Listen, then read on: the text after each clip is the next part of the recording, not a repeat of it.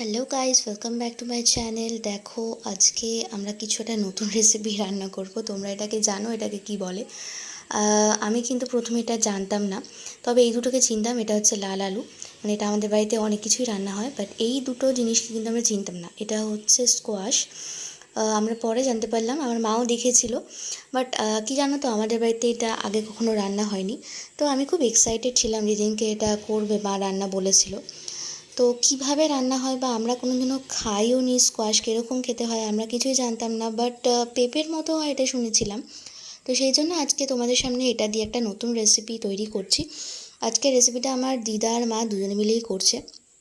তো তার জন্য দেখো, মা এটাকে প্রথমে কেটে নেবে। আর এখানে হচ্ছে এটার খোসা ছাড়াতে হবে।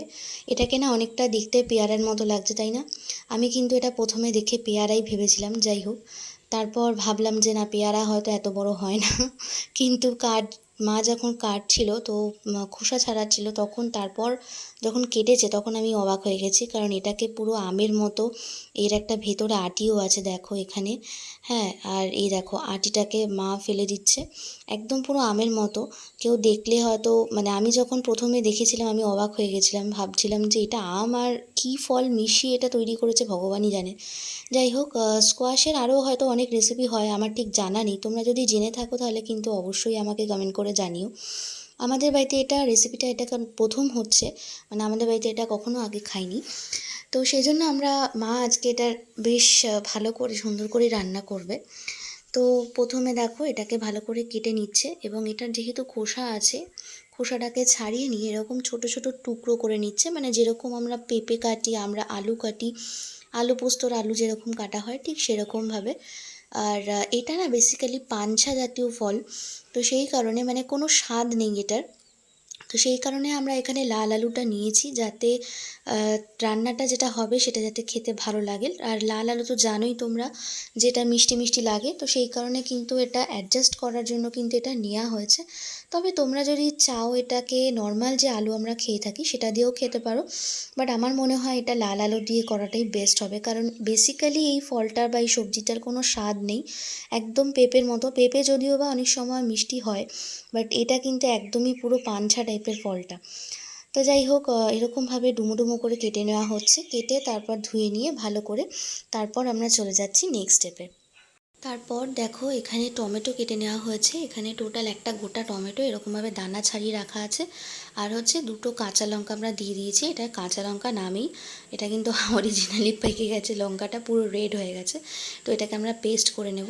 তারপর একটা কড়াই বসিয়ে দেওয়া হয়েছে, তার মধ্যে পরিমাণ মতো সর্ষের তেল দিয়ে দেওয়া হয়েছে। তেলটা গরম হওয়ার পর 5 ফোড়ন আর দুটো শুকনো লঙ্কা ফোড়ন দেওয়া হয়েছে।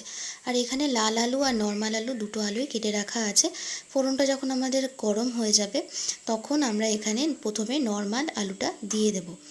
নর্মাল আলুটাও কিন্তু ঠিক ডুমো ডুমো করে কেটে রাখা আছে, খুব একটা ছোটো নেই আবার খুব একটা বড়ও নেই, মিডিয়াম সাইজেরই কাটা আছে। আর লাল আলু আর স্কোয়াশও কিন্তু ঠিক সেম সাইজেরই কাটা হয়েছে। নর্মাল আলুটা দিয়ে একটুখানি ভেজে নেওয়ার পরে তারপর আমরা লাল আলুটাকে দিয়ে দেবো। তোমরা চাইলে যে কোনো একটা আলু দিয়েও করতে পারো, বাট এখানে যেহেতু লাল আলুটা মিষ্টি এবং স্কোয়াশটা যেহেতু একদম স্বাদহীন, তো সেই কারণে কিন্তু আমরা দুটো আলু মিশিয়ে করলে রান্নাটা একদম অন্যরকম টেস্ট হবে এবং খুব খেতে ভালো লাগবে। তারপর আমরা এখানে স্কোয়াশটা দিয়ে দেবো, দিয়ে ভালো করে একটুখানি ভেজে নিতে হবে এবং ঢাকা দিয়ে রাখবো। ঢাকা দিয়ে রাখলে তোমরা সবাই জানো রান্নাটা খুব তাড়াতাড়ি হয় আর সেদ্ধটাও খুব তাড়াতাড়ি হয়ে যায়। তারপর পরিমাণ মতো নুন দিয়ে দিতে হবে। এখানে আমরা টোটাল 2 থেকে 3 চামচ নুন দিয়েছিলাম, এবং হলুদ গুঁড়ো দিতে হবে। হলুদ গুঁড়ো এখানে 2 চামচ মতো দেওয়া হয়েছে। নুন আর হলুদটা দিয়ে ভালো করে মিক্স করে নিতে হবে। তারপরে এখানে দেখো যে টমেটো পেস্টটা করে রেখেছিল, সেই টমেটো পেস্ট মানে টমেটো আর কাঁচা লঙ্কা পেস্টটা এখানে দেওয়া হয়েছে। আর এখানে কিন্তু এটা যদি তোমরা অনেকে রসুন খাও, হ্যাঁ পেঁয়াজ রসুন চাইলে কিন্তু সেটা দিতেই পারো, বাট এটা আজকে আমাদের বাড়িতে পুরোপুরি ভেজ রান্না হচ্ছিল, তো সেই কারণে আমরা এখানে কোনো পেঁয়াজ রসুন ইউজ করিনি। তারপর এখানে একটুখানি ভাজা হয়ে যাওয়ার পর আমরা এটাকে কিছুক্ষণ ঢাকা দিয়ে রাখবো। আর একটা মিক্সার গ্রাইন্ডারে এখানে তিল আর হচ্ছে পোস্ত, যেহেতু আমরা পোস্তর সাথে তিল মিশিয়ে খেলে এটার স্বাদ খুবই ভালো হয় এবং ফ্লেভারটাও খুব সুন্দর হয়, তো সেই কারণে আমরা এখানে তিল আর পোস্ত মিশিয়ে তোমার এখানে দেখাচ্ছি, এখানে পেস্ট করা হচ্ছে। এবং আমাদের বাড়িতে যতবারই পোস্ত হয় না কেন আমরা ঠিক এই প্রসেসেই পোস্তটা রান্না করে থাকি এবং সত্যিই খুবই ভালো লাগে খেতে। তোমরা কিন্তু অবশ্যই রান্নাটা ট্রাই করো। তারপর এটার মধ্যে পরিমাণ মতো জল দিয়ে দিতে হবে, যাতে এটা সেদ্ধ হওয়ারও একটা ব্যাপার আছে। জল দিয়ে আমরা একটা ঢাকা দিয়ে রাখবো কিছুক্ষণ পর ঢাকনা খোলার পর যে পোস্তটা বাটা হয়ে গেছিলো সেই পোস্ত বাটাটা আমরা এখানে দিয়ে দেবো, এবং পোস্তর যে জলটা সেটাও কিন্তু আমরা দিয়ে দেবো।